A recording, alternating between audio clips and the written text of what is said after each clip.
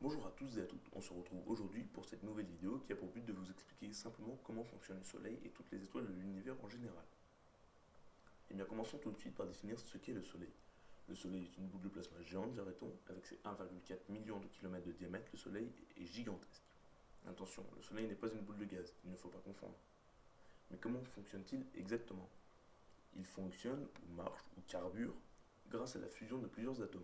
En abrégeant, on pourrait dire qu'avec deux atomes, il en fabrique un troisième, en laissant les deux anciens au dépourvu. Sur Terre, nos centrales nucléaires fonctionnent et produisent de l'énergie grâce à la fission nucléaire, à ne pas confondre avec la fusion, c'est exactement le contraire. Nos centrales, elles, vont détruire les atomes pour en faire plusieurs plus petits. Les centrales nucléaires marchent pour la plupart en fusionnant des atomes d'uranium-235 qui donneront du krypton et du barium dans la plupart des cas.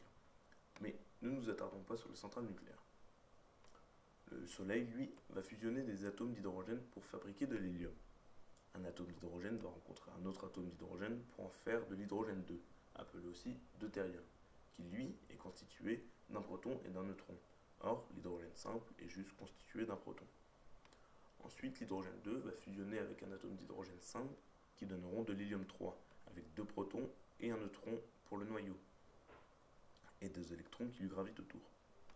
Ensuite, deux hélium 3 fusionneront ensemble et donneront à leur tour de l'hélium 4, qui est l'hélium normal ou stable, connu de tous, avec deux protons et deux neutrons.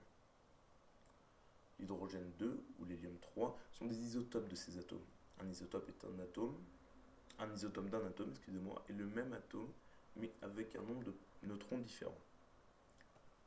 Donc, pour commencer cette fusion nucléaire, il faut énormément d'énergie, car il faut arriver à faire en sorte qu'ils franchissent la barrière coulombienne.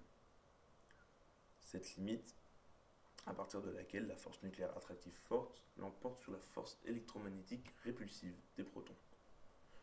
La force attractive forte ou interaction forte sert à garder en place le noyau de l'atome, car les protons, étant chargés positivement, devraient se repousser. Pour passer cette barrière coulombienne, il faut chauffer extrêmement fort. Le noyau du Soleil, où il se passe la plupart des fusions nucléaires, est à environ 15 millions de degrés Celsius. De plus, avec la pression phénoménale au centre du Soleil, la barrière coulombienne peut être franchie sans trop de problèmes.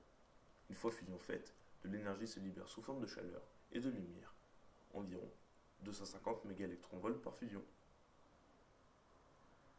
Ainsi, chaque seconde sur le Soleil, c'est environ 620 millions de tonnes de matière qui sont transformées en énergie. C'est énorme. Cette énergie vient ensuite vers la Terre, ou partout dans le système solaire. Mais les étoiles et le Soleil ne s'arrêtent pas là. Quand il n'y aura plus assez de carburant, plus assez d'hydrogène ou d'hélium, il va commencer à fusionner de l'hélium en d'autres atomes plus lourds, comme du fer ou du plomb, de l'or, etc. On peut parler de la célèbre phrase d'Hubert-Reeves qui a dit que nous étions que de la poussière d'étoiles. Et c'est vrai, car tout ce qui compose les étoiles et les éléments plus lourds finissent par partir dans l'espace quand l'étoile meurt en explosant, durant une supernova. Ainsi, tout ce qu'on trouve sur Terre, tous les minerais qu'on trouve sur Terre, comme le fer, l'or, le plomb, le nickel, le platine, l'uranium aussi, viennent des étoiles. Alors maintenant, le Soleil, on le voit briller grâce aux photons qu'il émet, dû à la fusion en son centre. La lumière traverse l'espace à 300 000 km/s et arrive sur notre humble Terre. Grâce à lui, il fait jour, et on peut le remercier pour ça. On peut noter que les photons émis grâce aux fusions peuvent mettre plusieurs dizaines de milliers d'années avant de sortir du Soleil. Ils mettent autant de temps car la densité dans le Soleil est très grande, et les photons rebondissent de partout. Et, à un moment donné, ils arrivent à s'en échapper. D'après les scientifiques experts, le Soleil a brillé déjà environ 4,5 milliards d'années et continuera à briller encore autant de temps. Donc voilà, cette vidéo se termine. On a expliqué en général comment fonctionne le Soleil. On pourrait aller plus en détail, mais on va en perdre beaucoup car c'est très compliqué la fusion nucléaire. En tout cas, merci d'avoir suivi cette vidéo. On se retrouve bientôt sur YouTube pour une prochaine vidéo. A la prochaine. C'était Science Tech.